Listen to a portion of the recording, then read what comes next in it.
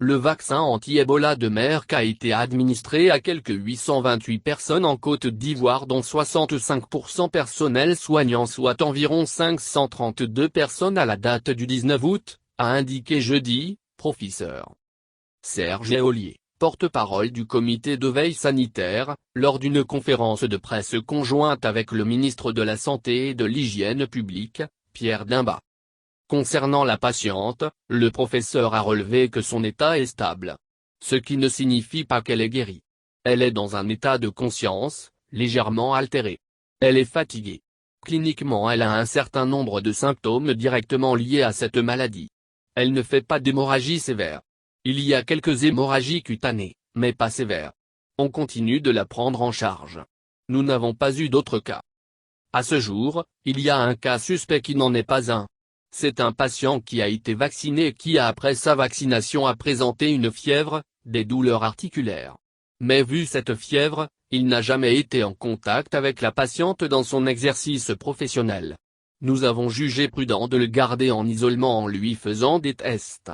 Nous aurons les résultats dans la soirée ou demain vendredi, a-t-il précisé. Concernant les cas contacts, le conférencier a fait savoir que le suivi se poursuivit. Nous avons 33 cas qu'on doit suivre à Abidjan. À ce jour sur les cas contacts hospitaliers, le suivi se fait quotidiennement, ils ont tous été vaccinés. Nous sommes toujours dans la recherche des cas contacts d'Abidjan.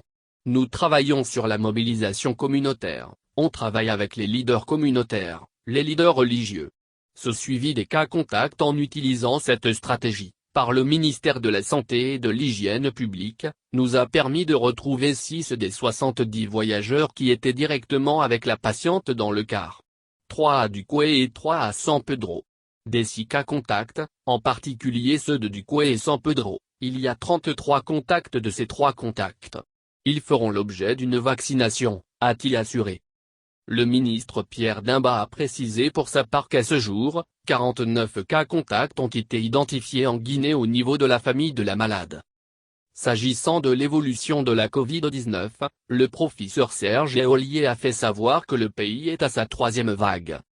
Mais ce qui est frappant, selon lui, est que la majorité des cas qui arrivent en situation de détresse, et 100% des décédés, sont des personnes non vaccinées. L'autre élément qui ressort chez les décédés, c'est l'itinéraire thérapeutique de ces patients. Ils arrivent après un parcours de 6 et 7 jours, où ils ont pensé traiter un paludisme, ou une grippe, a ajouté le professeur, annonçant que des tests de diagnostic rapide sont en train d'être mis à la disposition de toutes les structures sanitaires.